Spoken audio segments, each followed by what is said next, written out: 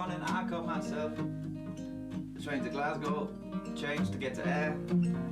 Went down and played in the firehouse. We played some music, I drank a little bit of Guinness. We had a nice time, it was fun. And then after that, we drove back to Mark Bailey's house. He's a guitar man. Yeah, he's a guitar man. Makes nice guitars. And if you ask him kindly and politely, he'll say, come down to my place and we'll make a guitar. And the kind of guitar that you like, I've seen some sort of hollow-bodied stuff, I've seen some sort of electrified guitars, I've seen some sort of ukuleles, I've seen all kinds of guitars. I've been out there today, I was out there today, did something cool with my guitar. He sort of took the thing out, put it back in. I felt like a real professional guitar player when he did it. It was really cool and fun, I liked it. But I can't quite do it myself, so you gotta get yourself a guitar maker man who knows exactly what he's doing. Mark Bailey, he knows what he's doing. Making guitars, he made this guitar. I like this guitar, it plays nice. So if you want to make a guitar, or need to get a guitar, or it needs fixing, just go see the man Mark Bailey. Yeah. Raggy.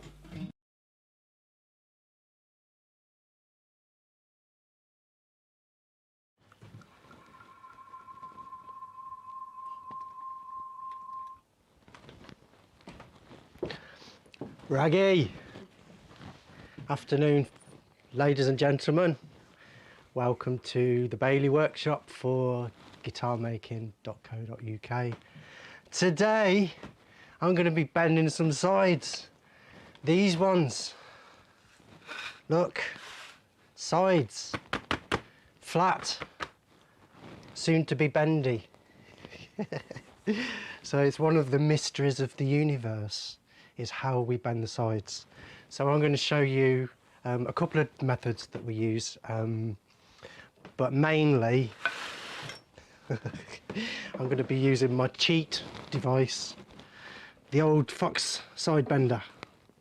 So this is what I'm going to be using today, but I will show you, briefly talk about some other methods, and also, of course, I'm here to answer your questions. So any questions that you've got on side bending or anything related to guitars, then stick them in the chat, and Carol, she's over there at the master controls. Old lightning fingers over there will be there to, she'll be shouting out your questions. But what we'll do is we're going to have some action where we damage some wood and create some sawdust or something like that. The new format is we have action, and then we pause for questions, and then we have some more action, and then we do some more questions. So we're not going to be mixing the questions with the action, basically, is how it's going to go from now on. So thanks to everybody for tuning in. Carol's already got her hand up, so before we start and make some, you know, inflict some pain onto this piece of rosewood, then let's see what Carol's got to say. How are you doing today, Carol? I'm all right, actually. It's a bit cold, a bit chilly, isn't it? Not in here. It's toasty. No, but it's icy outside. Listen, I was only butting in because Roland's joined us in the workshop. Hey, Roland. Yeah, we'll give you a little update as well. Right, so you're going to do that after you've done all the... Yeah, we'll do a bit of thing first, shall we? So, Roland, apologies for my slack. Well, do you want me to do Roland's update first? Yes, I think you should. Okay, let's do that. So apologies to anybody who's not got any patience. Welcome to the world of guitar making. Roland's just said he's going to be back in 20 minutes. All right, so let's leave it then. He okay, well... Here. Right. It's lunchtime at the zoo, he says, so... Okay. So we'll give Roland a bit of time then, and we'll give Roland his update later on. So plan A then is inflict some pain on this piece of rosewood. This, incidentally, is part 4 of a playlist that we're putting together, which is Build Your Own Acoustic Guitar. It is live, so everything that you see in the playlist, we're on part 4 today. Everything's filmed live, so forgive us if we waffle a bit and everything takes a bit longer than it should. If you're the kind of guy who just wants to get in there and get on with it and do it, then what you need to do is head over to the, like me, then you need to head over to the guitar making site. And this is the best thing you can possibly do to support us, is become a premium member. Premium members on guitarmaking.co.uk get access to all our premium courses. So they're not like our live streams. The courses are properly edited, 4 cameras, close-ups, everything's perfect that you need to see. And what I've done, I've been teaching people to build guitars for how long, Carol? Ooh, since 1999. Since 1999. Since before my body creaked. You'll probably hear the creaks coming through the lapel mic. Yes, I'm getting on a bit now. I've been teaching people to build guitars for a long time. And what we did was we put my basic methods.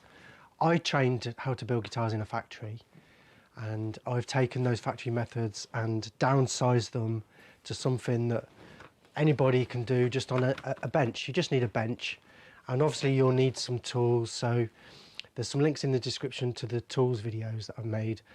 Basic tools for guitar making, essential tools for guitar making, and extra tools for making acoustic guitars. You'll need a few extra tools, but it doesn't have to break the bank. Beg, borrow, but don't steal. If you put the word out there that you're looking for tools, you'd be amazed at what people will just give you. So don't let lack of tools put you off.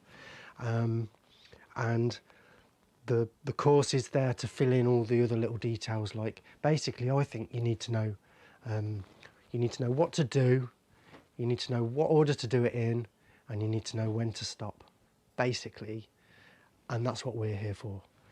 So you can become a premium member and get access to all the courses, past, present and future. That's design and build your own electric or acoustic guitar, starting from a plain piece of paper right through until you're playing your instrument, including intonation and all that kind of thing that befuddles a lot of people. So hundreds of tips and tricks along the way, as many as I could cram in. There's now approaching 20 hours or something. Somewhere between 15 and 20 hours of, no, it's more than that. It's probably like 30 hours of video. So there's about 7 different courses now, masterclasses and the full complete build courses. And we're constantly working on building what I'm hoping is going to be the best guitar making academy online in the galaxy. So that's what it's all about, and if that's what floats your boat, if you're interested in guitars or guitar making, then yeah, click the like button. And if you find anything interesting or useful in this video, make sure to subscribe, hit the bell icon, because a lot of you haven't done that, and make sure to tell all your friends, send a postcard to your mum, open a load of tabs and a load of our videos and get them all playing at the same time, so that YouTube knows that we're all right. All right, so Carol, have you got anything to say before we do some action? Oh, I've always got something to say. Yeah. We need to say hello to everybody. Right. Hello TV 101. Yeah, there's quite a lot of the regulars in. Who else is there, Carol? Robin's excited because his wife's gone for a walk, so he's actually watching on the big telly today. Welcome, Robin. On the big telly. Ah. Right, and sorry, I'm just reading this as well. Peter Johnson says you look like you're wearing the hat from a naughty nurse costume. Oh yeah. Right.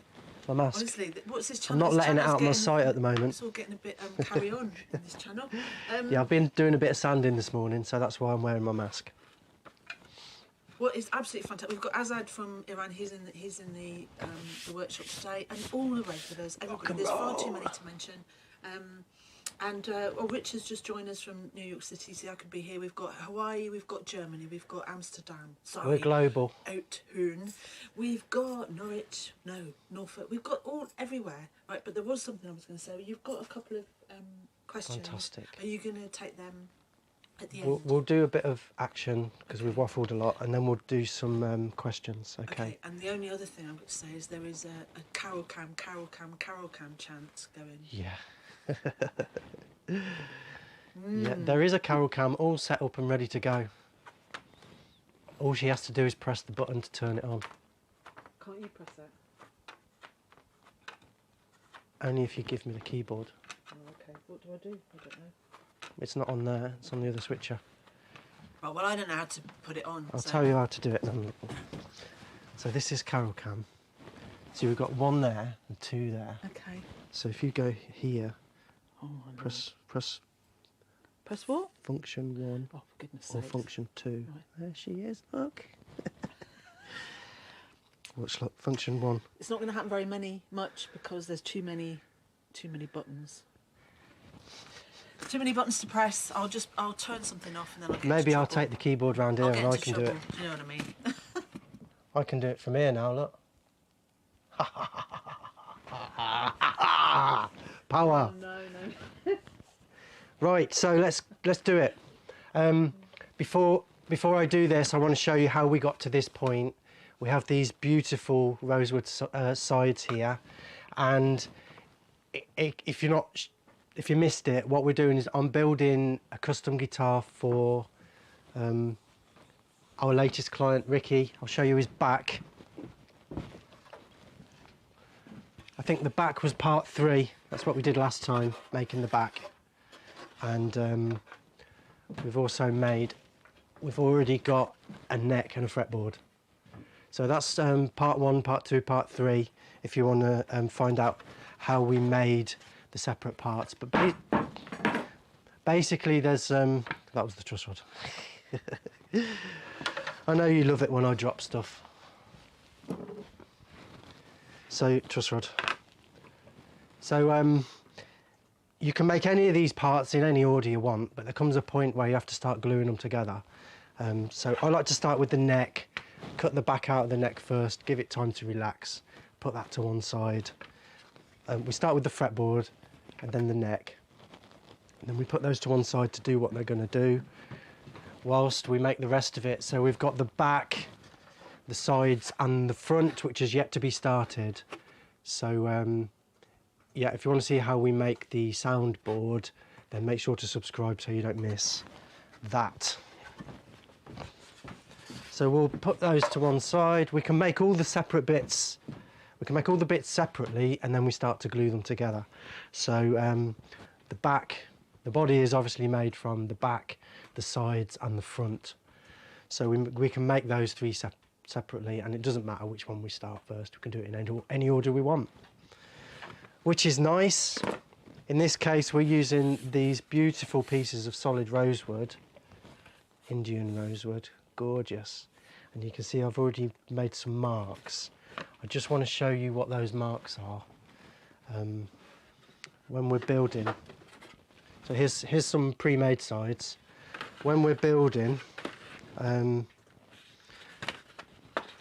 these pieces of wood are book matched. So I don't know if you can pick that out, but they actually match. That means it started life like this. The piece of wood started life like this. Somebody cut it down the middle and opened it like a book, and that's called book matching. And there you can see the wood, and you can see those 2 marks that I made to mark the book matched face. So the back, it might look like a good match, but it won't be quite as good as the front. So the first thing to do is to find the face side, the visible side that we're going to see, the outside of the guitar. And I've marked it with a pencil, and I've also marked the edge there. That's the edge that I want to glue down to the faceboard, glue down to the soundboard when I'm assembling the guitar. So the soundboard's going to be glued onto this edge. And I've also marked, you can see an arrow on the end there. I've picked what I think is the most interesting end and marked that. And so what I've marked there is if I show you on here, I've marked the side that glues down to the soundboard there, and I've marked the back. I usually mark it in pencil there, but it's quite hard to see. It is actually marked on, but I'm going to do it with a white pencil so you can see it. So, because the danger is, obviously you need a left and a right hand side. You want a left and a right hand side, and you need them to match. You want the grain to match like that. So there is a danger of ending up with 2 left-hand sides or 2 right-hand sides. So I'm going to show you a few pictures of how I got a lump of rosewood to this stage here, which is ready for bending. So if I just change to this, so all our wood comes in rough sawn. This is a rough sawn piece of rosewood that comes in. You can see the first task you have is making your piece of wood the right thickness and smooth. So you need to take out all the rough bandsaw marks. I'm not sure how well you can see those rough bandsaw marks, but look how thick it is. This one's about 4.5, 5 mil thick, and the finished dimensions are, it's 0.085 of an inch, or about 2.2 mil.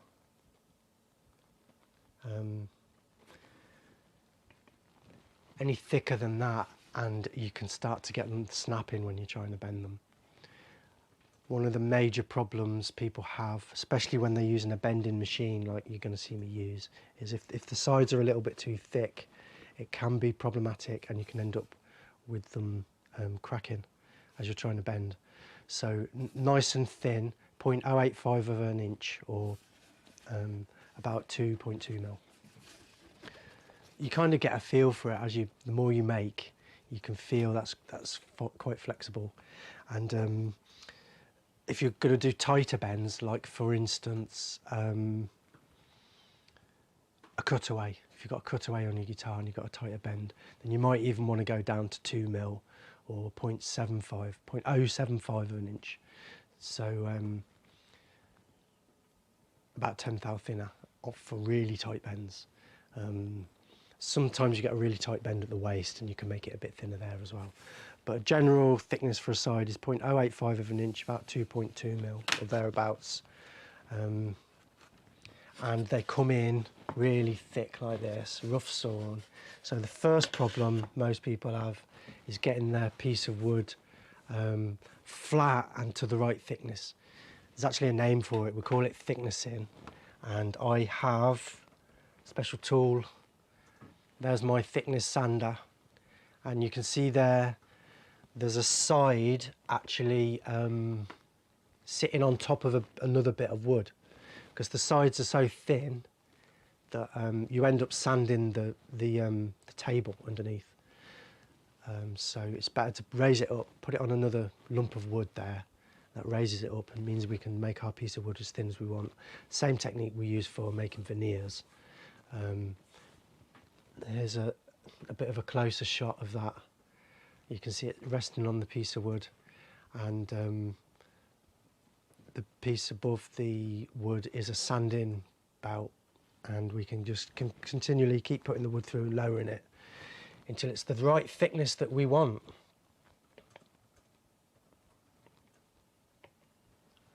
So then it can be sanded. Now, one of the advantages of using the side bending machine that you're going to see is that there's no scorching, or very minimal scorching, and very minimum damage to the wood. If you're bending by hand using the hand bending iron, which I'll show you properly in a minute, then yeah, it tends to mark the wood a lot more, and we tend to leave it and sand it afterwards. I do show you actually on the course various different methods of bending wood. Today we're just going to focus on the machine, but if you want to know more about the ins and outs of it, then sign up as a premium member and go to the Build Your Own Acoustic course, and you'll see I go into great depth about side bending tools and even making your own side bender. So yeah, it's sanded. I leave the outside actually, and I'm only sanding the inside of the guitar. Close up there. Most people are surprised to learn actually, but we sand the insides, spend as much attention on the insides as we do the outsides. So there they are, sanded, and I've marked them as I've showed you, to mark the soundboard face and the back edge so that we don't end up with two left-hand sides. And then what I'm doing there is cutting them down to size. So I've got my pieces of wood resting on a bit of 6mm MDF there to raise it up, because the piece of wood, it can go underneath the fence if you're using a guide fence like I am down there. If you're using a guide fence like that, because the wood is so thin, it can slide under the fence.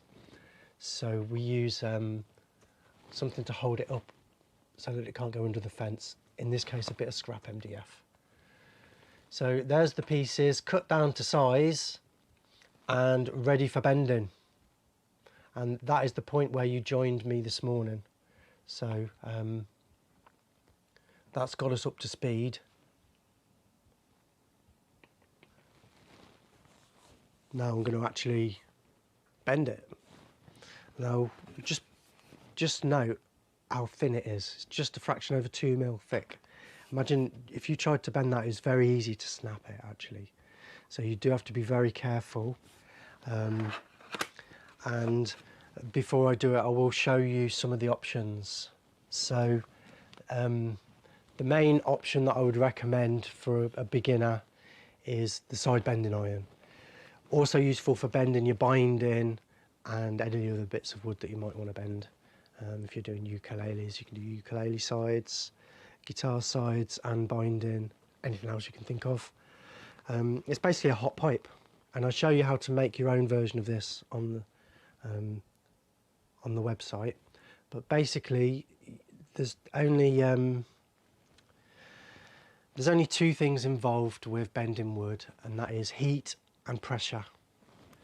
So we do dampen the wood down to start with, and then we heat it to create steam. Now in fact there is moisture in wood as it is, so you can actually bend wood dry because there is some moisture in the wood. Some steam will be created, possibly enough to bend it. So you can bend it dry, but dampening it down helps to create more steam. So the steam, heat creates steam which weakens the fibres and allows them to move. Then you apply pressure to actually create the bend. When you're bending by hand with something like this, then you have to apply the pressure obviously by hand, and you have to hold the pressure on basically until it's cooled down enough, and then it will hold its shape. In this case we are going to use the ultimate side bending device, the Fox side bender, this thing. So it's available under quite a few different names. I call it the Fox side bender because I think those were the guys that invented it. But it's basically a fancy clamp. It's a fancy clamp, and we've got a fancy silicone heat blanket to apply the heat. So again, it's just heat and pressure. We've got a heat blanket to apply the heat and a fancy clamp to apply the pressure. Now there is just one more method of bending the sides that I should mention at this point. You can use veneers and lay up 5 veneers to make a laminated side. I'll show you a guitar with laminated sides.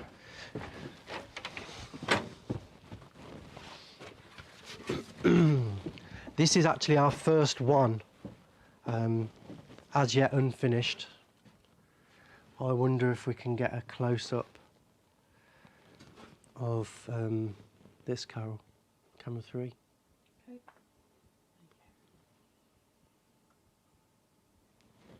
Look at that. So the thing with veneers is you can get all sorts of wild and wonderful fancy stuff.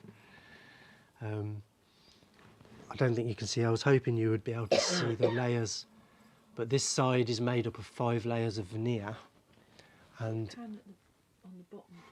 yeah. You know, like the bottom. Oh yeah, on the back. ones, you can see it. Let me just put that down and see if you can get a shot of that. Yeah, that's better, isn't it? Oh, that's a stunner, Mark. Go in close on it.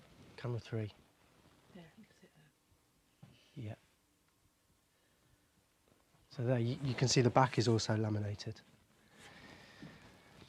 In fact, I've got one in here that Darren sent us because we're going to be using a similar method to do our 335s when that time comes. So this is a plate it's actually shaped. I'm not sure if you'll be able to pick out the shape there. There, you can see it there. Look at that. So laminating is also another way to create a shaped surface like a 335 front and back or the sides for an acoustic guitar. It's a bit of an outlay, but to be honest, it's kind of on a par. It's a similar outlay to actually buying the Fox side bender here. So not much difference. So I've got both. I'd be hard pressed to recommend which one. I suppose a traditional guitar maker would go for the Fox bending iron, but if you want to help us progress and move into the future, then I think this is the way that we're going, to be honest. I think you're going to see a lot more laminated guitars rather than solid ones. There are advantages and disadvantages to both, of course. I would hesitate to say if any one was better than the other, but obviously laminated is a lot greener and better for the environment than using solid wood. But and it's probably the way we're going to head into the future. Incidentally, this guitar is up for grabs. I would love to finish this guitar, but of course I have to work on what I'm being paid to work on. So we made this. This is a kind of our first experiment in laminating. I would love somebody to commission me to finish this one off. If you're interested, email Carol at Bailey Guitars and we'll see what we can do. I'll put it to one side. A stunner. And yeah, so a few different ways of bending. You'll have to choose whatever suits your budget. The bag press stuff, laminating stuff, using a vacuum press and a vacuum bag. If you're interested in that sort of stuff, we did do a masterclass. Darren King from bagpress.com came here to the workshop and was kind enough to film with us a complete masterclass of using the bag press for guitar making. So that's available on the site as well. Check that out if you're interested in laminating and that kind of thing. So I'm just going to dismantle this because I want to show you how it works.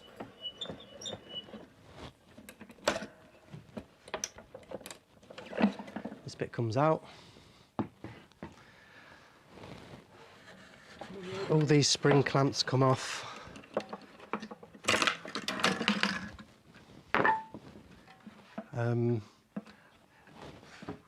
These slats are actually optional. You can do it with or without the slats, and the slats are available in different thicknesses. My advice is buy the thinnest possible ones you can. These ones are 0.1 of an inch thick, the same thickness as a thin E string. They're super flexible, really great for doing tight curves. The first set of springs that I had were a bit thicker, and to be honest, they weren't very good. So make sure you get the really thin ones. 0.1 of an inch thick these are, and the slats actually go either side of the side to protect it. And there's the heat blanket, which is going to go underneath the side.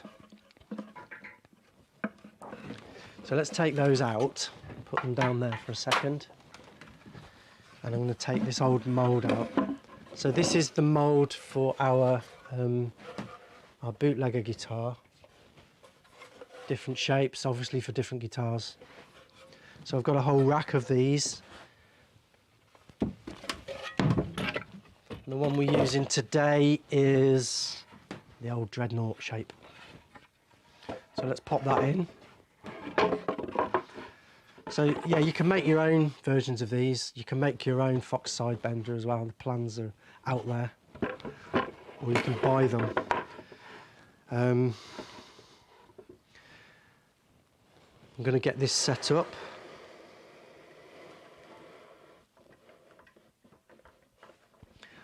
What I like to do is clamp it down to the bench.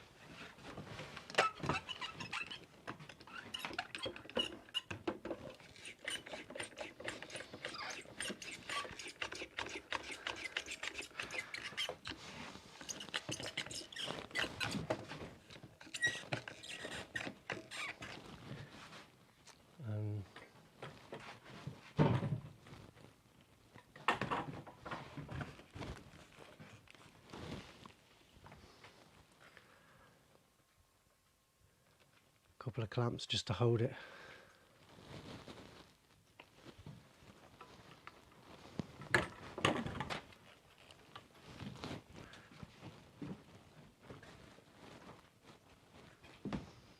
So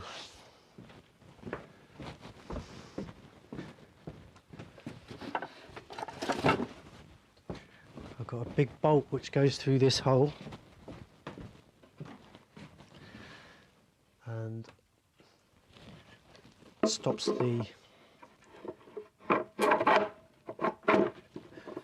this from moving about. Right, now we can put our gubbins back in.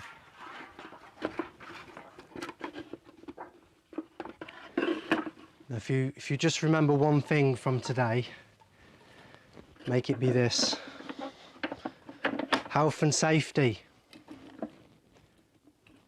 This is a silicone heat blanket. You can boil water with this in minutes. I think NASA invented this to keep their satellites warm in space. It's super highly effective for creating heat. It will actually keep getting hotter and hotter until it catches fire. And so you need some safety mechanisms to prevent that from happening.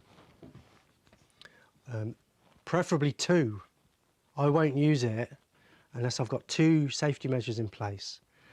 So this is one of the things that I actually had a guy contact me. He'd bought a machine like this and a bending blanket, and he'd managed to set fire to his sides because he didn't have his safety precautions in place. So the most important one is a thermostat. So this little device here has a thermostat, a thermometer basically, which is going to read the temperature, and it turns the blanket off when it gets to the right temperature. We're going to aim, if you do some research on the internet, you'll see people bend between 250 and 350 Fahrenheit. I usually aim for about 320. Some wood likes a little bit more heat and some wood likes a little bit more less. Rosewood is actually quite forgiving, and I did hear of one guy actually managed to clamp it into his machine and forgot to turn his side bender on, and it didn't snap. Rosewood's it's quite oily, so it's quite flexible. So it is the material that I would recommend for your first build for that reason. It's the easiest to bend. Some of the more tricky ones, highly figured woods and mahogany, can be tricky. You might want to make them just a little bit thinner. But the most important thing, if you take one thing away today, is health and safety. We're going to put a thermostat to stop it from catching fire. And also, I also have a timer.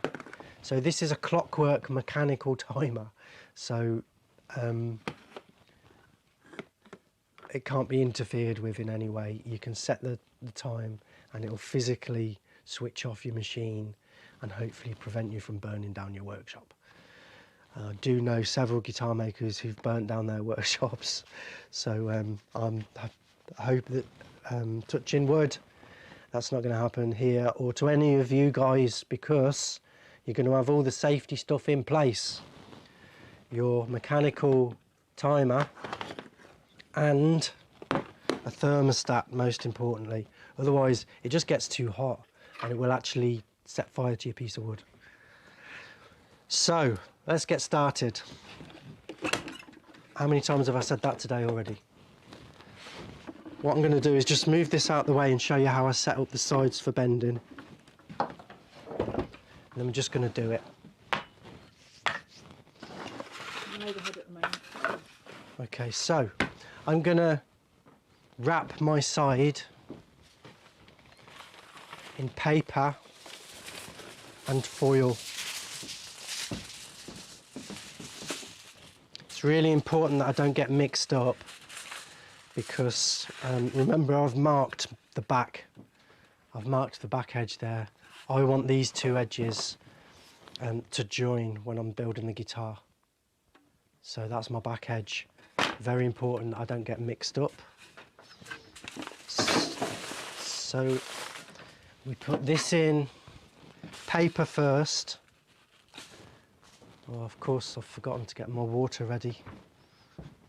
Need some water.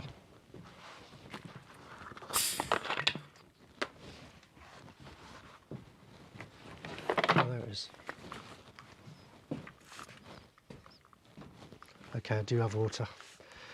So just a spritz of water. In times past, I used to soak my sides for 20 minutes in a hot water bath.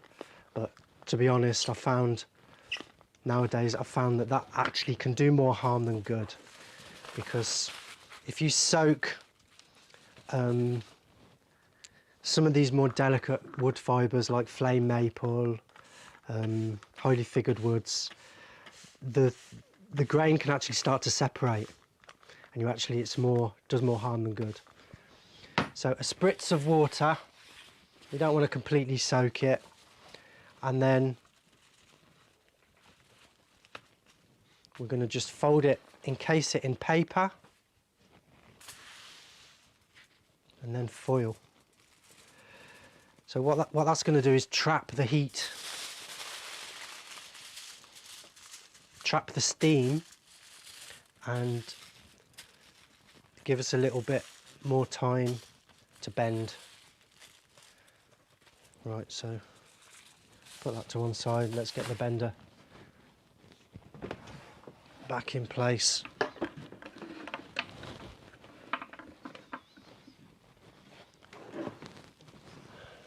So here's my mechanical timer, plugs into the back of the thermostat, the control box, and then we'll tuck the thermostat in when we're ready to go, and the heat blanket plugs into the front there, so that's getting its power. I think what I'll do is I'll tuck that under there and to try and get a close-up so you can see the temperature as it goes up.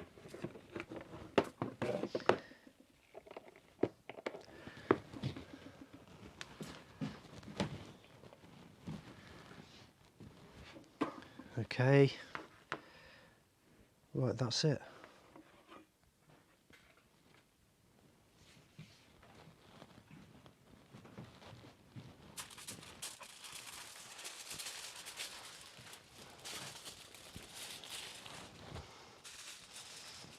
So I'm going to double check.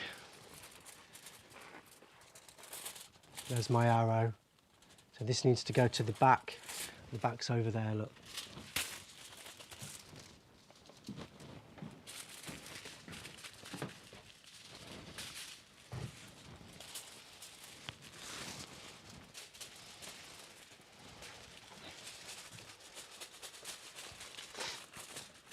I think what I'll do is just trim that off and put a bit of tape just to hold it. We'll keep it neat.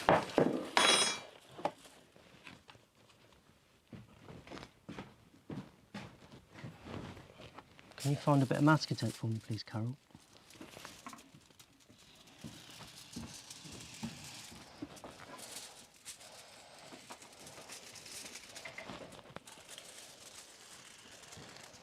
So you can, if you don't have any foil or, I'm actually just using packing paper for this. This is paper that just comes in with our parcels. You can omit them. You don't actually need them. They just help. The water will soak into the paper,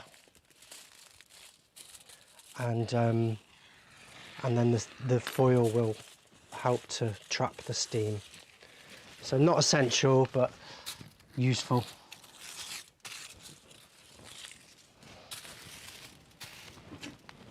So we can put some tape on. Carol, can you check the angle?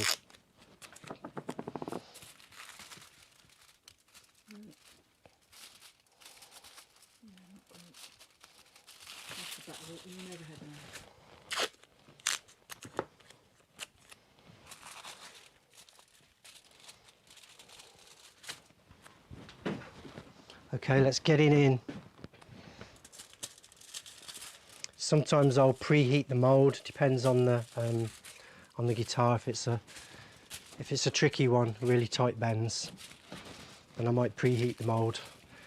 Just double checking I've got my camera 2, please, Carol. I've got my arrow in the right place, and I'm going to slide my side in.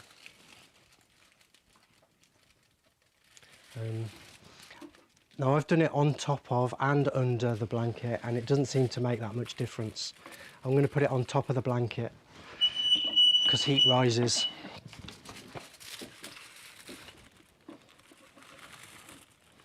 Now, to get it in the right place, some people will actually mark the waist and it gets complicated. What I do is I use the slats here. So if I line the slat up so it's level with the piece of wood there, it's all level there, then if I bring the bottom slat down, and I can see where it is in relation to the pattern, you see. So if I make sure that that's in line with my piece of wood, it's always better to have a little bit too much than too little. So I'll bring it out just a little bit, and bring it down. So I'm about 3/4 of an inch, half an inch oversize. That looks good to me. Make sure everything's sitting in there straight, and I'm just going to bring this down just to hold it. Okay, so there, it's all just held in place there. What I like to do is just put some clips on to hold it all together while it gets hot.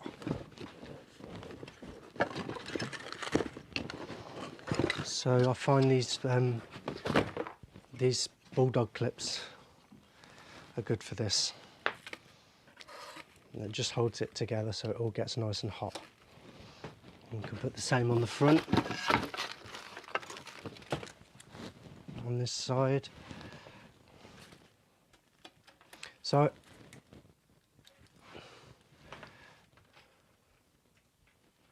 think I'll try and do this now. Let's see if this works.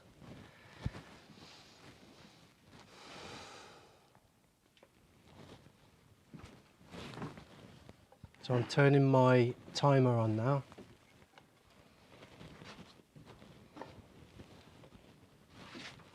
Here's my timer. 10 minutes is plenty.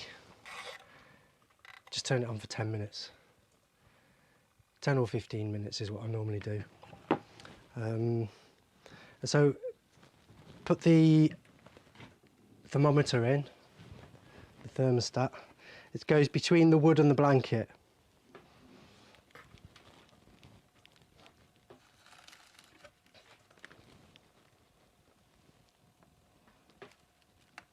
Between the wood and the blanket.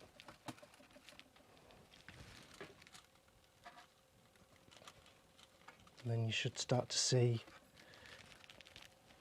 if we turn the blanket on, you should start to see the temperature rising. Nothing's happening. Plug it in. Oh, what's this? I've got to unplug something. I'm unplugging your computer. There we go. I don't know if you guys can actually read those numbers.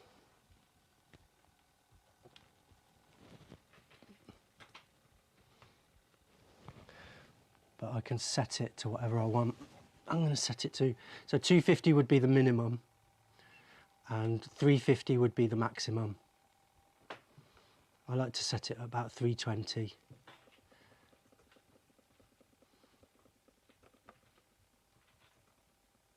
So, and also I don't really trust this machine.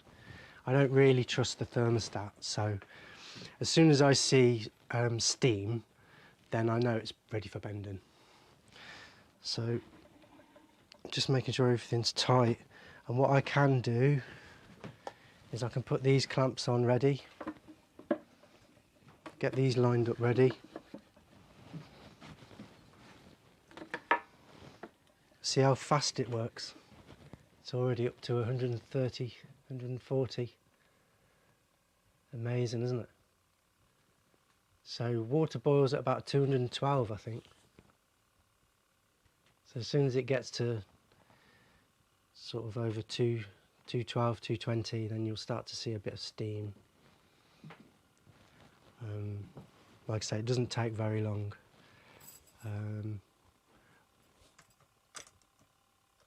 So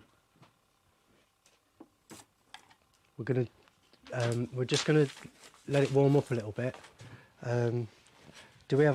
Should we do a question while it's getting warm? Loads of questions. Wow, loads of questions. Okay. Right, so actually what I had my hand up just then and then I put it down was that Bagpress said, is that C or F, the temperature? This is Fahrenheit. If you remember Fahrenheit 451, that's when it will catch fire. So we're setting the maximum at 350 and the minimum for bending would probably be about 250. So most people bend between 250 and 350. I usually aim for about 320. So, but like I was saying, I don't implicitly trust this. It can move about and you get a different reading from different places, and now I can start to hear it start to sizzle. Don't know if you guys can hear that.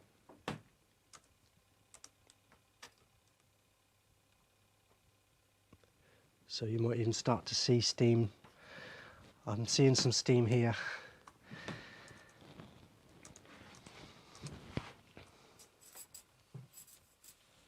Don't know if you guys can see that at all.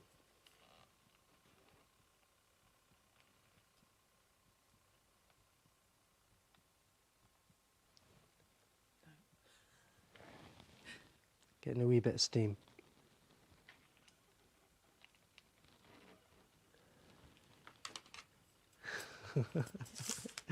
Steam doesn't show up very well on the camera, eh? Maybe you can hear it. Okay, well, take my word for it, guys. There is steam. Can we see this steam here? There is steam, and so I'm going to just go ahead and start bending. Starting off with the waist. So let's see what the temperature's at. What we got? 250. So we're kind of at the minimum temperature now. We could start bending. See, it might not ever reach full temperature. Really what I've done there is set a cap. Stop it from getting too hot. As long as there's steam, it should bend, theoretically. The hotter it is, the easier it'll bend. So yeah, it's getting nice and hot. I'm just going to go for it and start winding it down. So if if I just bring this up a bit so you can see it coming down. Can you see? What's your jumper? Here it comes, look. See it winding down here? Oh yeah. Now, if I just zoom in, what See I'm the going to steam. do is just leave, I'm not going to go all the way down. I'm going to bring it most of the way down and then just leave it there. We'll finish that off in a minute when we've done the other two bends. So we just leave maybe 1/8 of an inch gap there, and then we bend the other two sides. So I'm going to do the lower bout and then the upper bout.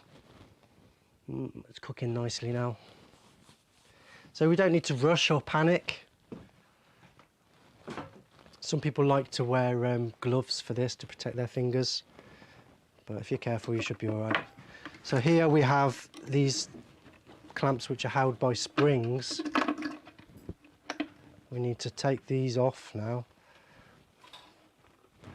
and simply just pull this back. So if you get camera 2, Carol, you see pulling this down.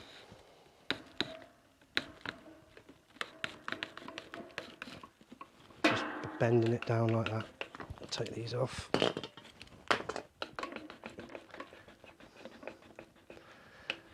Easy peasy. Plenty of steam now, look. And then camera 3 for this side, Carol. So the same on this side.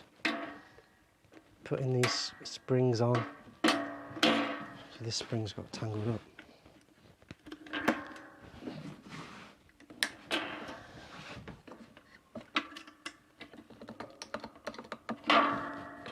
Same again, pulling it down. Simple as that. And then we just wind the middle down just to take up any little slack that was left. Camera 1 again. Just winding that bit down in the middle. What's it called? The waist. There we go. And that, my friends, is that. So what I would do next is just turn the heat down again.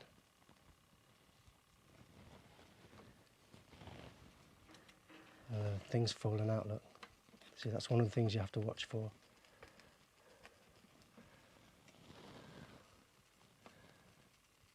So I'm going to turn it down now to 250. Just press a button, Carol, it's just the screen.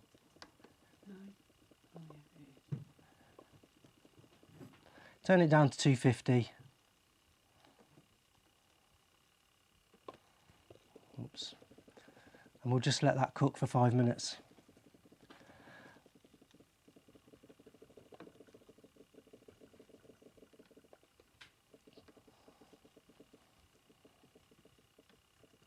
So yeah, you saw, hopefully you guys saw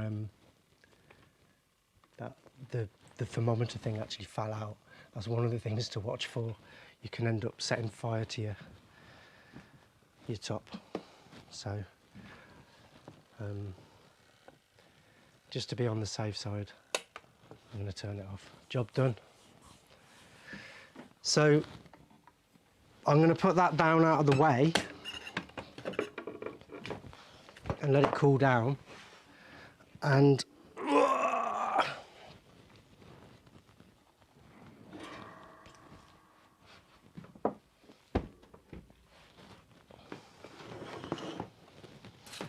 I'll show you what they look like when they come out.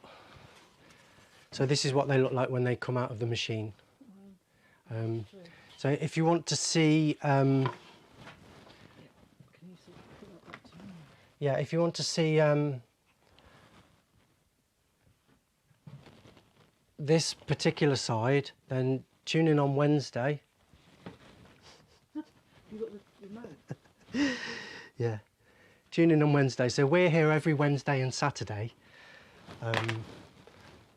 1 p.m.'s our time, so we all start at 1 p.m. and I always do something to a piece of wood or to a guitar. And At the moment we're building this playlist, Build Your Own Acoustic Guitar. So if you're interested in that, make sure to tune in. We're going to do some questions now. So how it works is our format now is we do some woodwork, some action, and then I'm here to answer your questions.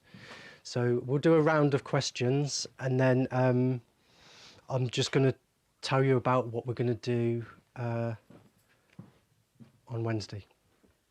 All right, before we stop, because I've waffled on quite a lot already today. So questions then, Carol? Well, actually, people... We'll only have one questions round today, so let's do it. Okay, people were really interested because... Thanks, guys. Glad you found it interesting.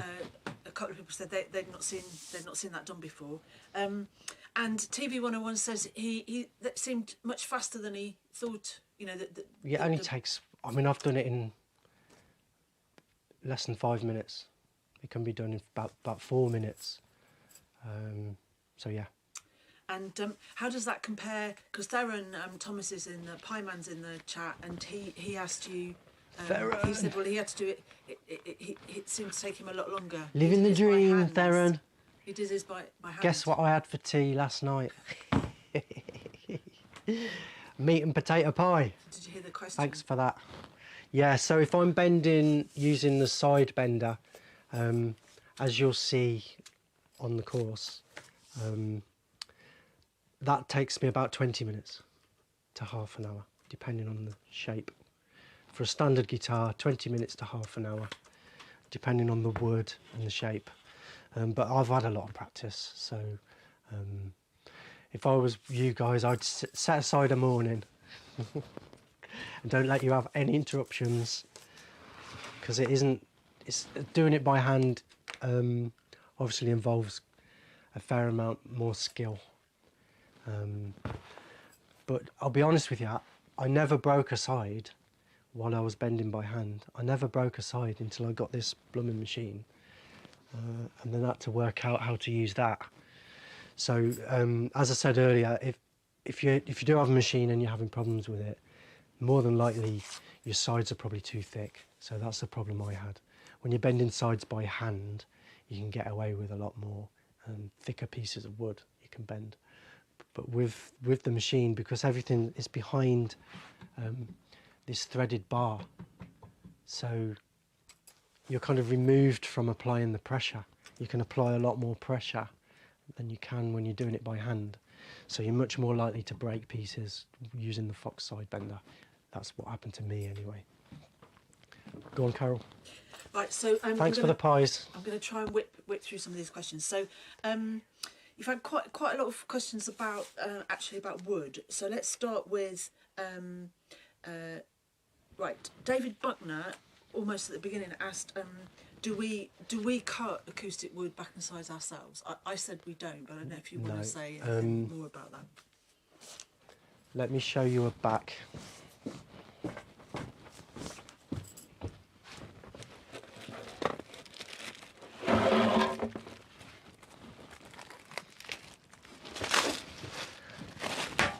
Ooh. So a back, for a standard back you want 16 inches across. That means each piece is 8 inches. Here's a back. You can see how it started as one piece of wood and then somebody's cut it down the middle. Now to get a bandsaw, or any kind of saw, that'll cut 8 inches of depth in hardwoods like rosewood. That's quite a hefty piece of equipment, and so we rely on our suppliers basically to do that kind of thing for us. There are some smaller caps that we can do on our bandsaw. You saw some pictures of that earlier. My bandsaw will cut about 7 inches, so that gives me doubled up 14 inches, which is plenty for most electric guitars or even basses, but certainly not for acoustic guitars. So yeah, we rely on buying our wood already book matched. But if you do have a log that you want transformed into guitar blanks, then David Dyke's your guy. David Dyke. Luthier Supplies. Luthier Supplies, yeah. Down in Sussex. Yeah, they actually there was some discussion. In fact, I'll come to another question in a bit. But one of our most expensive wood guitars was a billet, wasn't it? That was ordered from Canada, and it then went to David Dykes to be cut. Yeah. So there are folks out there who will do that for you, but we're not one of them.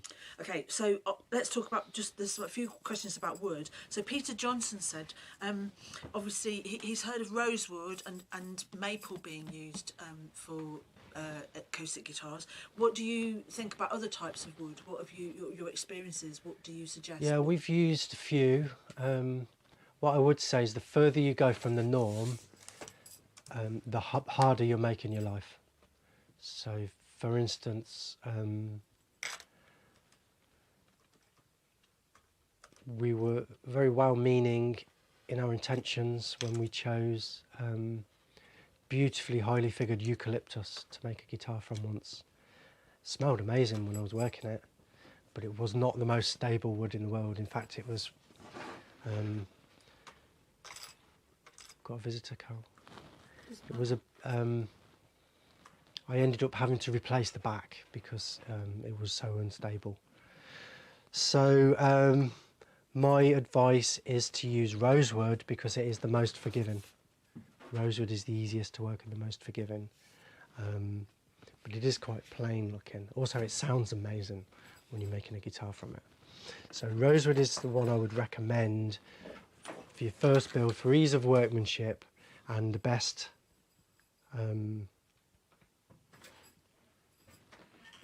you know, your bracelets are like tambourines, though. Sorry, it's birthday boy Stephen. Carol's trying to be quiet.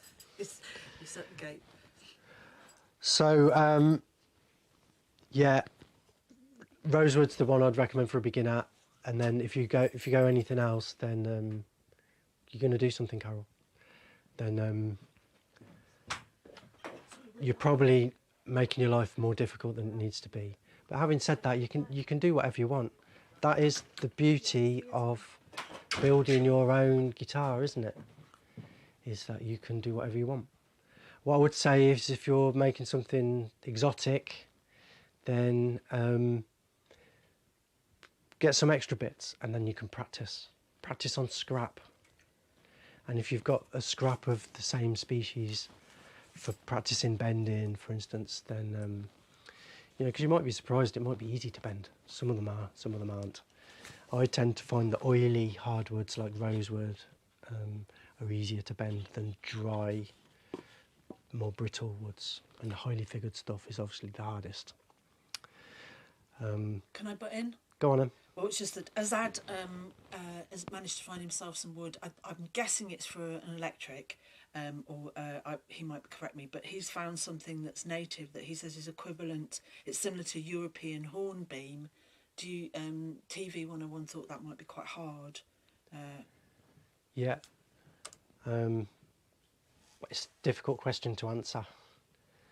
I would say just try it. What have you got to lose? Only time. So I would say try it, do a test piece. It depends on what part of the guitar you're considering making with it. Something like that, I'm thinking maybe a fretboard or maybe a neck. Maybe it'd be a bit heavy for a body, but Chambers maybe back and sides even, if you can get it processed into thin pieces. But without knowing the exact species, and to be honest, I haven't tried every single kind of wood there is out there.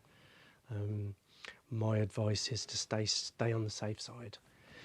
But if you're like Assad and you've got a piece, then, you know, what have you lost? Use it. If it's free, use it. What have you lost? In the worst case scenario, you've got a nice ornament.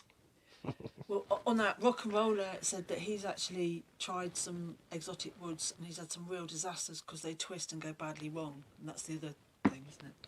Yes, so that's what I was alluding to earlier. The more highly figured, usually the more beautiful the piece of wood, the less stable it's going to be. So it's, as most things, it can be a balance between functionality and aesthetics. Okay, as I'd saying that he's using it for a base neck. So Blew my own mind then. So that might be quite sturdy then. Yeah, possibly. Sounds But remember, he was saying that sounds like a plan. He struggles. You know, he's got to use what he can get. So. Yeah, well, that's it. That's what you do, isn't it? Eddie Cameron asked So earlier on. good luck with it. I would say give it a go. Yep. Make sure to come back and let us know how it goes. Take pictures as well, because we love to see the pictures. And it's free to join the forum, by the way.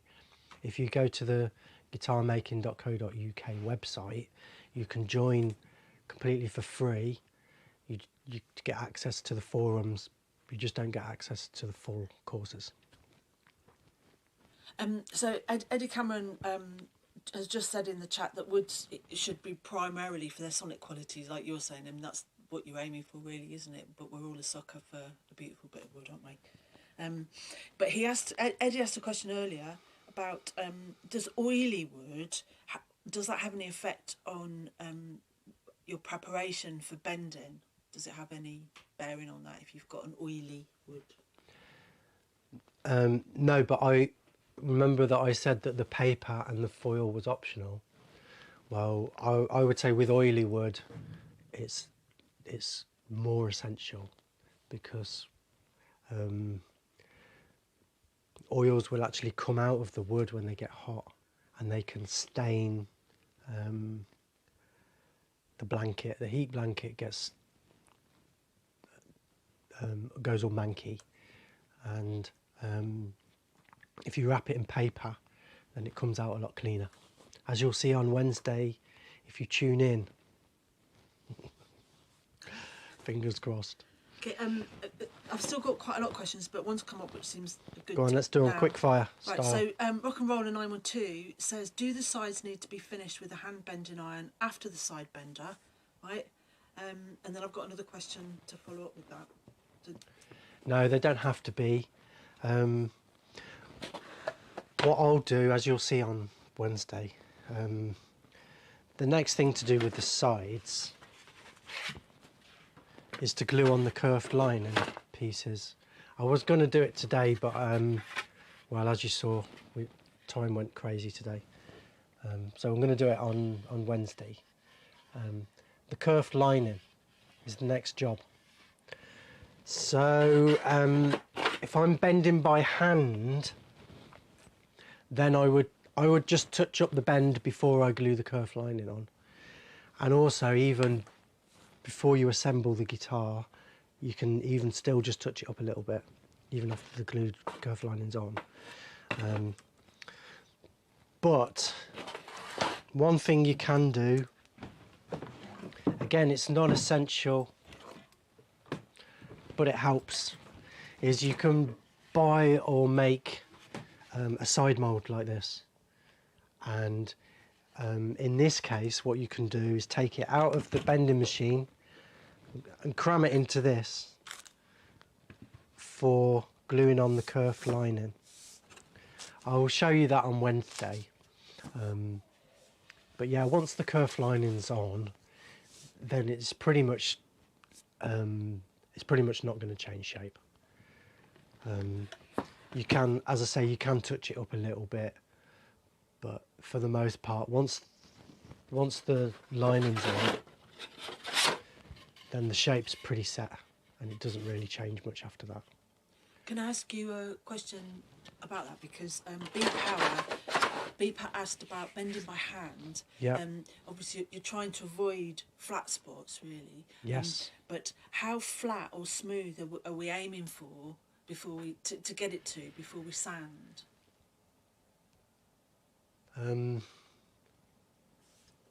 You're just aiming to get it as close as possible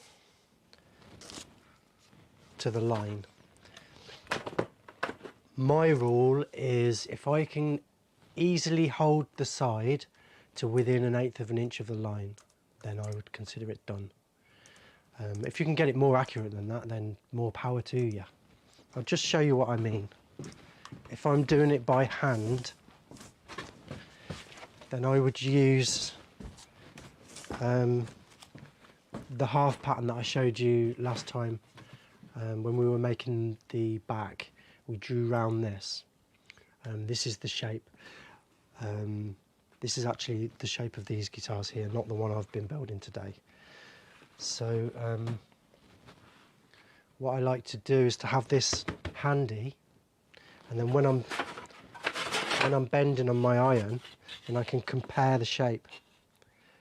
And you see, if I can hold this easily to within 1/8 of an inch, which I can do there easily without much pressure. And you If I can hold that fairly easily within 1/8 of an inch, then I would call that done. Good enough. and you show how to do this fully, don't you? On the Yeah, I go actual into full detail on the courses. Obviously, you can only do what we can do on these live streams, which we aim for about an hour, you know, without completely boring people to death. But Still got a couple more questions though. what you can do is use a couple of clamps to hold the sides there, like that, and there. Sometimes what I'll do is I'll tap 2 nails in so that the side fits in between the nails, and then that just helps you to hold it while you glue the kerf lining on. But see that? Don't know if you can. Yeah. So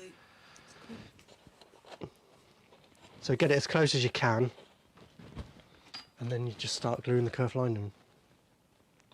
Well, I'm going to do that on Wednesday, so tune in for that. okay. Obviously, sorry, Carol.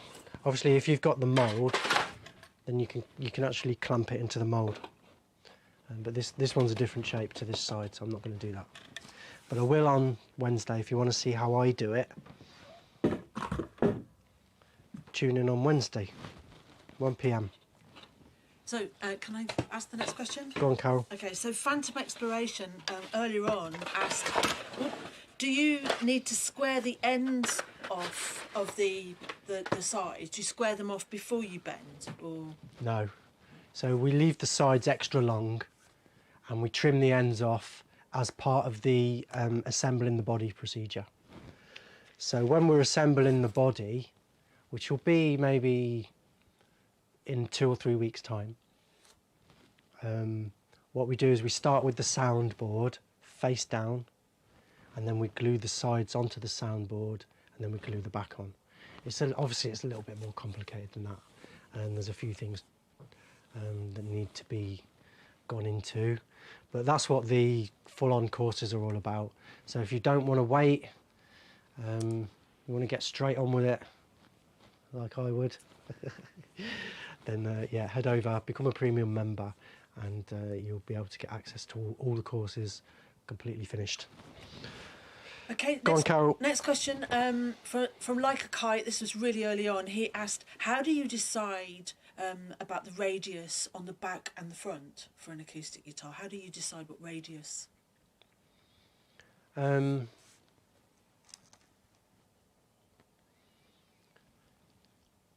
don't think about it too much, to be honest.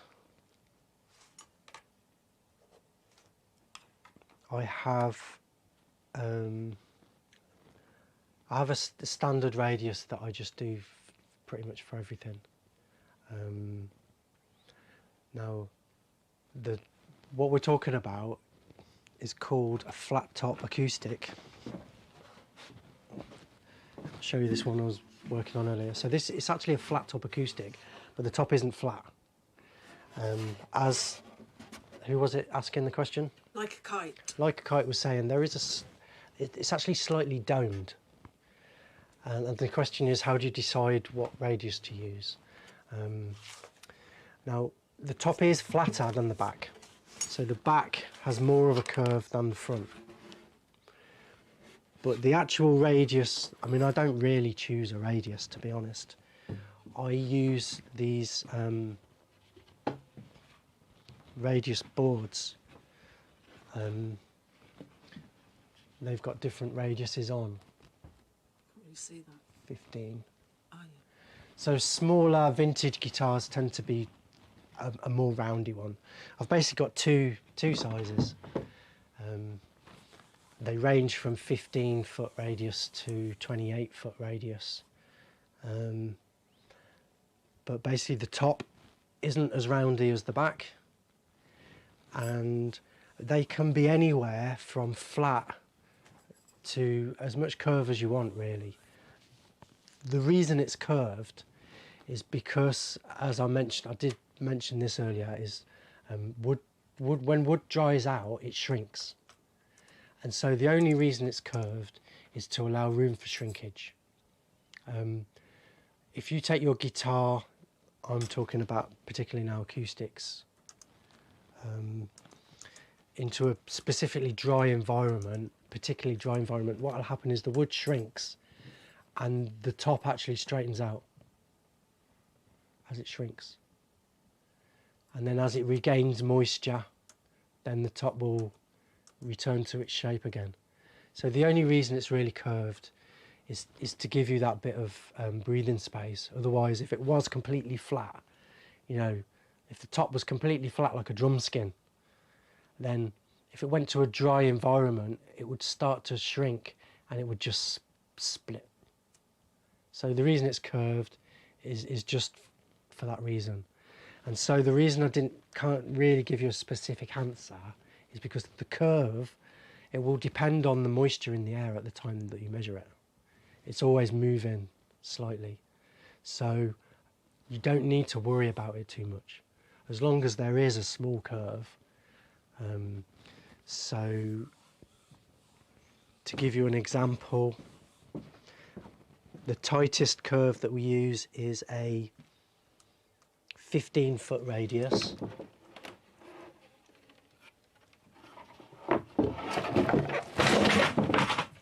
And I use a 28-foot radius on the front, and these are just radius dishes that are supplied by StewMac, not affiliated in any way. Okay, next question. Right, so now I've got three questions that are about sound. All right. Okay. About the sound. I know, but they're good questions. So David Buckner, he asked quite a while ago. He asked about the fact that when you look at buying wood, that they've got different grades. Usually A's, you know, and all the A's, and master, and all, you know, all of that. But he wondered whether is the grade related to the sound, or is it the look? What's your opinion about that? No, the grade's related to how expensive that particular species is at the time, how the bloke feels on the day who's grading it, and yeah, there are no solid rules as to what is a grade A and what's not a grade A. No, it's not measurable, is it? It's not no. So there is no specific. They're indicators. What I would say is if you're chopping up a tree, you'll probably have some really superb planks, and you would call those grade A's, and then you'd have some that aren't quite as good. Now the next tree might come along, and you would do the same thing. So you've got your grade A planks and your grade B planks, but if you compare the grade A planks from tree A to tree B, they might not be the same. And also, it's all subjective, depending on how the guy feels on the day. So it's usually graded on its cleanliness as well. So some wood will have like discolorations, and it will be downgraded for those reasons, but that won't make any difference to the sound. So I think the honest answer to your question is it's graded on appearance rather than tonal qualities. I think that's the honest answer. Most wood suppliers will grade it on appearance rather than tonal qualities. The tonal qualities is so subjective, even more subjective than the appearance. Oh, it's totally, isn't it? Yeah. So there are no hard and fast rules about grading wood. Like I can buy wood, I can call it whatever I want. There's nobody going to come along and say that's not 2A, that's 3A. also, different places grade it different. So in the factory, we used to have 1A, 2A, 3A, 4A and 5A. Some places just have 2A and 3A and 5A. Master quality is another one that you'll hear called, which would be 5A. Of course, PRS, they've got their 10 tops and their private stock, haven't they? I've got a few of them stashed away. Well, what I was going to say is that I do remember having a long conversation with a wood supplier who will remain nameless. Yeah. He told me that that he had a really expensive bit of wood. It was really high grade, really expensive. But someone rang up and asked to buy. He wanted his most expensive bit of wood, so he said, "Here, you know, this is it. Doesn't matter what kind of wood it was." And the guy said was a bit disappointed. He said, "Well, that's. I was thinking it would be more expensive than that. I'd like to spend more." And he said, "Well, I can always find you a more expensive bit, you know." Yeah, that's the other thing, is that wood's worth whatever somebody's going to pay for it. Exactly. So and it goes, years ago, I bought at a wood fair. I bought a big lump of spalted maple, absolutely beautiful, and the guy got a chainsaw and chopped it out of a massive, great plank for me. The rest of the plank was pretty naff, but there was this one little bit in it that was beautiful. The guy charged me £8. Nowadays, to buy that piece of wood now would be probably several £100s. So it also follows trends as well. So it depends whatever's trendy. Spalted wood is trendy at the moment, so it's more expensive. So there's that. Well, and like most things, scarcity. So yeah, things go, you know. Of so course. Sometimes things are hard to get hold of, and of course, wood being natural, that's why if someone says, you know, if you see out of stock or you know, it's not a production line, is it? Pine might wood be, isn't but made, it grows. Yeah. So you can't just grow it on demand. No. You have to wait for it, whatever comes out. And also with highly figured wood, you can't grow a flame maple tree. You have to chop down 100 maple trees to find the flame maple. So, yeah. Well, so you've got to say thanks to Like a Kite, because he sent you a £5 because he said, "Oh, thanks for the explanation." Thank you. I hope it helped. I hope it was useful. He thought it was more scientific than that. That was the about the radius. So that was. No, a lot of these things. Still got a couple more questions though. Don't overthink it. We've got a couple more questions. It's easier than you think. And then Roland, all right? Go on then. So we're still on the concept of sound. So again, really early on, TV 1020, however many numbers it is, he asked about what you feel about side holes. How do you feel about the holes, acoustic sound holes being on the side? Well, it's been proven that if you put side holes in, you get more sound out.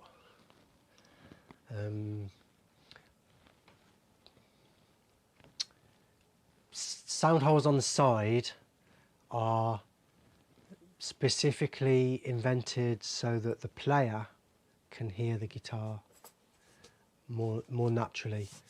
So I don't know if the people that have made guitars will know this, but when you're behind the guitar and you're playing it, it sounds completely different than when you hand it to somebody else and they play it. It's like, wow, it sounds amazing. Well, the reason is obviously because the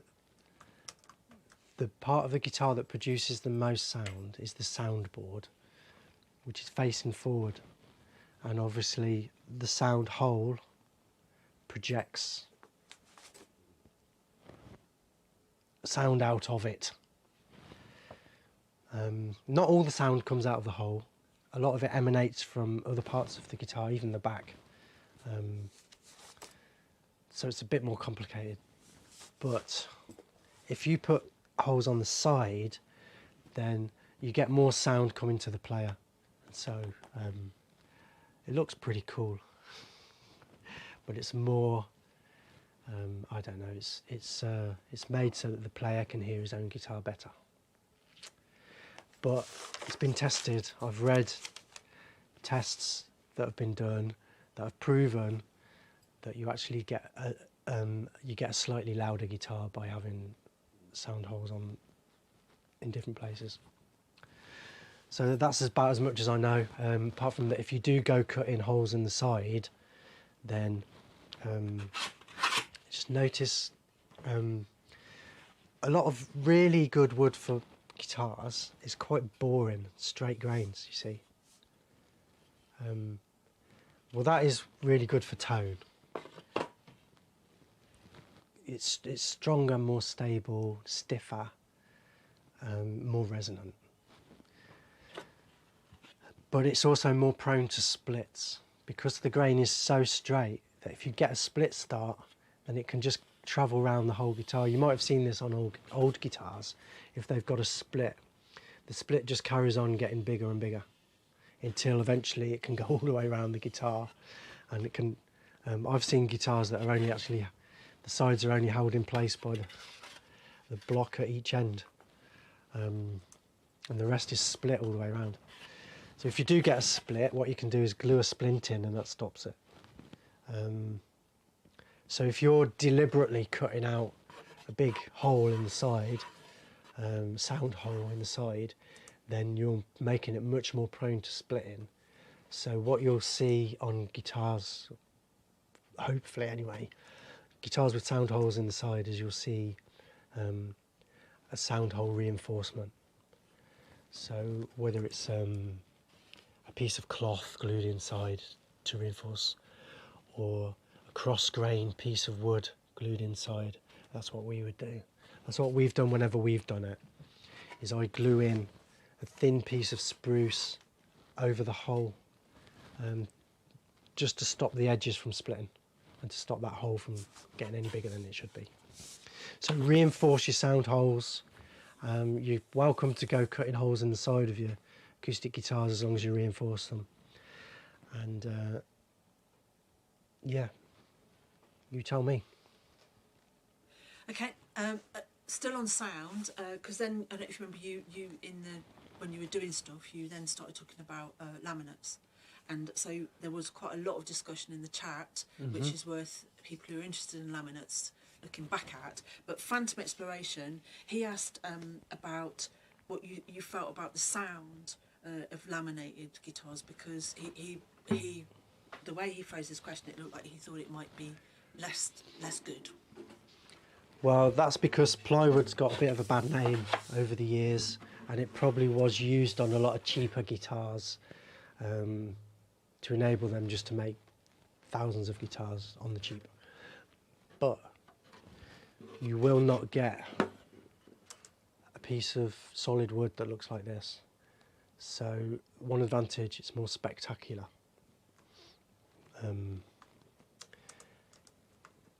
There's less waste, so it's greener, it's better for the environment. There's two good reasons to do it. But actually, it doesn't sound bad either. Well, and I said, I mean, you've actually played the ones that Darren made. Yeah, I can tell you there's nothing wrong with the sound. I call it posh plywood because we're actually using tone woods to make up those veneers, and so it's a kind of a way of getting advantages of lightweight and strength, stability, sustain, all the S's. Chucked in a few extra S's then, didn't I? Well, Darren was saying that all about the glue. S's. He's saying that the glue that he uses Yeah. dries super hard, harder than wood. Yeah, so the glue obviously has a massive impact, and this stuff dries super hard. I think you'll agree. I mean, without actually having it in your hands. It does not lack resonance, let's say. Possibly even more resonant than a solid piece. Certainly gives you the ability to make it more consistent. So we're still making a lot of solid wood guitars. In fact, like I say, this is our first one. Could be yours, by the way. But yeah, I can tell already just by being around it, just by talking, I can hear it vibrating. You can hear it vibrating. Yeah. So Amazing. you know, I know already it's going to be really resonant, and having seen the guitars that Darren made using the same techniques, you know, they are incredibly resonant. So plywood's got a bad name over the years, but we're not using ordinary cheap plywood. I call it posh plywood because it's specifically made from tone woods, and also the glue is a bit special as well, so you end up with incredibly resonant, stiff, solid piece. So it makes great guitars from the ones I've seen. Yeah, at some point we'll have this one finished and you'll be able to decide for yourself. Okay, Mark, I've got 2 quick questions which Go on, are then. 2 random questions, right? These will be the last 2 questions. Yeah, and then you're going to talk about Roland, right? So, we've just had Gary G. Hi, Gary. Is on in the chat. And Gary he Glitter. Said, right. He said. Sorry, Gary. Honestly, you just. Mark's got no bloody filter. Neither have I, obviously. Right. Gary G. He says he was going to start building a bolt-on neck and noticed a slight twist in the maple bank. Can he take this out by planing it? He's starting with a 5/4 5/4 blank. Starting with a what? 5/4. 5/4. Carol, are you even speaking English? I don't know what that is. It's like a fraction with a 5/4, but that can't be right, can it? Oh, 1.25 inches. Oh, right, okay. Okay. It's got a slight twist. Plenty. Maple. You've got plenty of meat there. If you're making a 1-piece maple neck, it's usually about 1 inch thick, so you've got plenty of meat there. If we're doing a fretboard on a maple neck, then I make my my neck piece is 21mm thick, and then the fretboard basically takes it up to about 1 inch. You're looking for about 1 inch. If it's a little bit thicker, that's okay. But you've got plenty of meat there to take out your little twist. Get a plane on it. Make a big sanding board, that'll help you out with some 60 grit on it. And then scrape off any sanding scratches that are left with a blade. Okay, Carol? Okay. Right, so that was all right. So the last question, which was actually your very first question today, was from Dave Gibbon, who became our most recent premium member. Yeah. And had a great conversation with Thanks, him yesterday. Dave. Thanks, Dave. Hope you enjoy the courses. He said, look, do you mind, could you just show him the neck jig that you were talking about last week? You just show it. You were talking about a neck jig. Now, I'm not sure what neck jig I don't know if he's still there. So if you're still there, what neck jig were you talking about last week? Was that the one where you... Was I talking about the neck angle jig? Was it that thing? But as you signed up to be a premium member, Dave, you'll find all the plans. Yeah, if you go to the preparation section, you'll see this is my neck angle jig made from 3 bits of scrap wood. Bit of MDF at the back. Actually 2 bits of wood, because this one was cut in half to make 2 identical pieces. The measurements for this are all on the site. Headstock angle jig, and then the other one I might have mentioned is the headstock thickness jig, which is pretty much the same thing. 2 pieces of wood that are the same height, glued or screwed to a baseboard, used for thickness in the headstock. So I think those were the ones that we talked about. Now that you're Dave, Might have been a the member dovetail jig. of your premium member, you can actually look this up in the videos, but you've also you can put any questions on the forum. and you know, Mark gets to that most days. Yeah. So anybody Well, who's got any jigs. questions about lamination, This is my dovetail jig for putting the dovetail on the necks. So if you want to see me using this, find out how that works, that'll be in a few weeks' time, obviously after the body's assembled. Then we join the neck to the body. So I know 3 or 4 weeks we'll be doing the dovetail. if you want to know more about laminations and all of that and the veneers, then Bagpress is your man. And so you can watch, obviously, the classes that we filmed with him when he was here on our site. But if you want to know more about veneers in detail and if you would like some, then contact Bagpress, Darren at Bagpress directly. So that's all my questions. What about Roland's? Probably he might well have. I don't know if he's still in the house. Roland's probably been and gone by now. No, he's been and gone and come back again. Are we still there? Right. What's to say about Roland's then? Roland, it's still here. So some of you might have noticed this guitar's been lurking in the background for a few weeks now. We're actually just waiting on a few parts. Lewis did a beautiful job spraying this. This is 400-year-old walnut from Glastonbury. It's got the seamless neck joint on it and baked maple neck with satin wood. The yellow bits are satin wood and pinstripes. So there's also pinstripes on the neck there, black pinstripes. Beautiful. We're just waiting on a few parts and then we'll be assembling it. And the plan is to.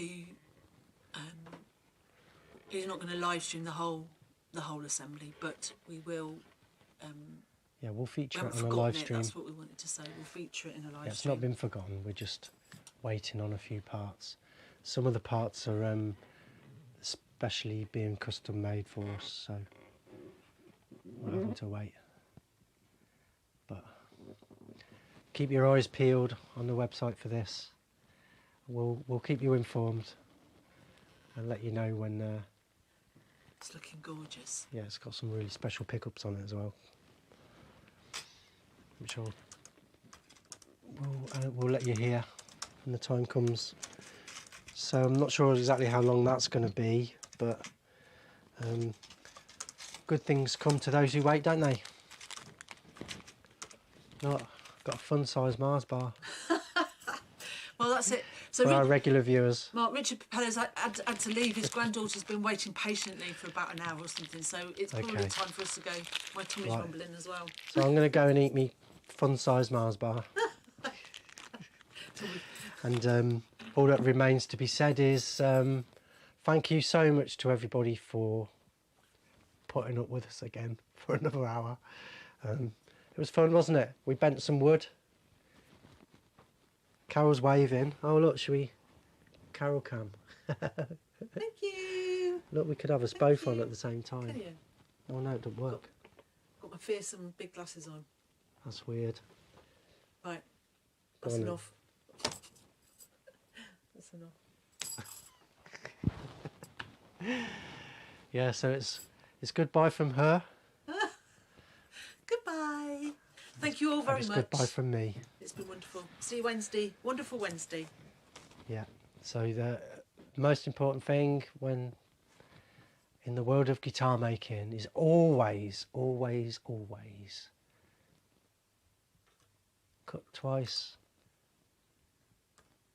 check twice.